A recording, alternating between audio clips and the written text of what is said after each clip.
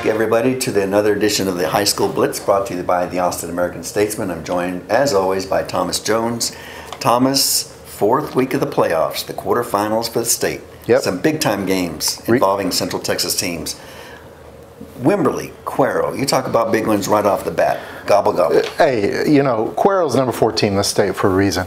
They're outscoring people 56-10. They're unbeaten, but you know what? They haven't faced a team like Wimberley. I think the Texans are going to beat Cuero. And you know why? I look at common opponents. Okay, Cuero and Wimberley both played Navarro. Wimberley beat them 49-35. Cuero beat them 38-24 last week. They've also both played Sweeney. Cuero beat Sweeney 23-16, tight game. Wimberley beat Sweeney 42-17 last week's playoff game. Wow. Wimberley with the upset, mark it down, the Texans. Wow, it's hard to come back from that, but I'm going to pick Cuero. 55 points a game, that's pretty good. I like JoJo Weeks though from Wimberley. Travis Carruthers is a player that we don't give a Thomas Carruthers. I love that name. Great name. I mean, he gets 200 yards every other week, it seems like, and he's one of the reasons that Wimberley's had such a fantastic season. It's going to be a close game. I'm going to go with Cuero. We'll agree to disagree on that one. Yeah, and that Code Red defense. Keep an eye on that for Wimberley. I hope it works. Yeah. McCallum, Corpus Christi, Cal Allen. How about that? 13-0 McCallum against 13-0 Cal Allen. It's the only matchup of unbeaten teams in the 5A Division II bracket. It's for the Region 4 championship. And these teams are so similar. They do two things. They run the ball and they stop the run. Okay, Cal Allen, as we know, if you're a football fan, they're led by Phil Danaher, the all-time winningest coach in the history of the state. They run for 366 yards per game. Man, A.J. Brown, number 40 for them, outstanding running back. Now, McCallum runs for 393 a game. Really interesting matchup. It's a good matchup for the Knights. I think Cal Allen is a little too tough defensively. I like Cal Allen, but it'll be tight. It's nice to see that Julian and Max Perez have combined for more than 50 yards rushing touchdowns this year. Mm-hmm. I mean, they've been amazing.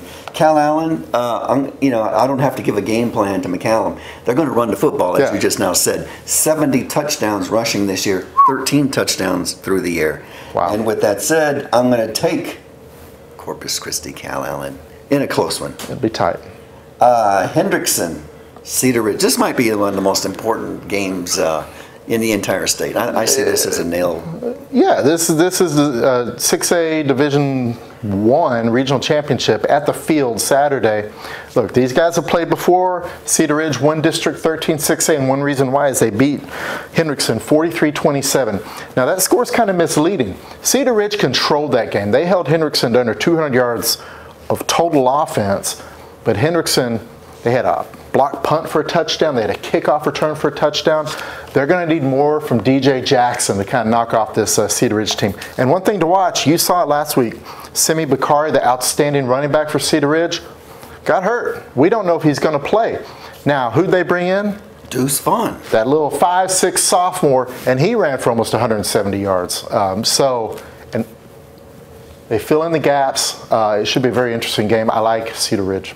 I like Cedar Ridge too, but Hendrickson is playing their best football right now. They've won 8 in a row there. It's hard to believe that they were 2-3 at one point this year. Great game. Garland Saxe, they were leading 42-14 before they gave up a couple late touchdowns. I just like the fact that Cedar Ridge has been playing great the entire season. They've been on an even plane. They lost the second game of the year. They've won 10 straight now. I'm going to go with them. And their only loss was to Mako Widway, who's still alive in the 6A bracket. It was the only team that beat Cedar Park, too, during the regular season. That's right. Lake Travis, San Antonio, O'Connor. O'Connor is not a team that we know a whole lot about over the years. They could be a stern test, though. Hey, they're unbeaten. They're unbeaten for a reason.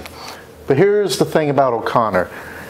They played San Benito last week, okay? San Benito from the Valley, the home of my favorite singer, Freddie Fender, otherwise known as Baltimore Huerta. His face is on the water tower. They beat them 52-43. They gave up 43 points to a Valley team.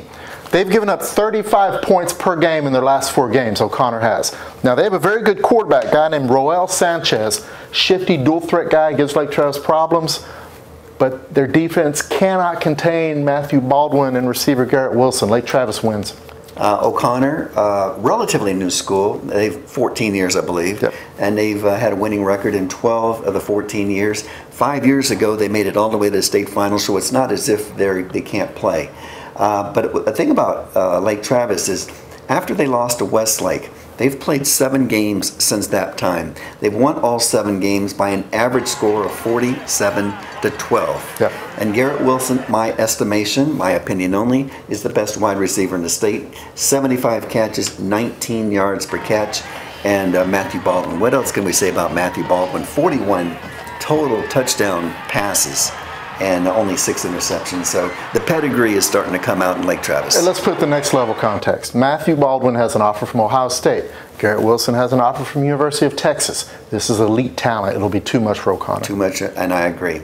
Well, that'll do us for this edition of the Austin American-Statesman's High School Blitz, and join us next week when we preview the Week 5, the state semifinals, and hopefully we'll get some Central Texas teams in that one. There's a good chance we will. Until then, joined by Thomas C.J. Jones, as we like to say in this part of the country, we hope your favorite team wins.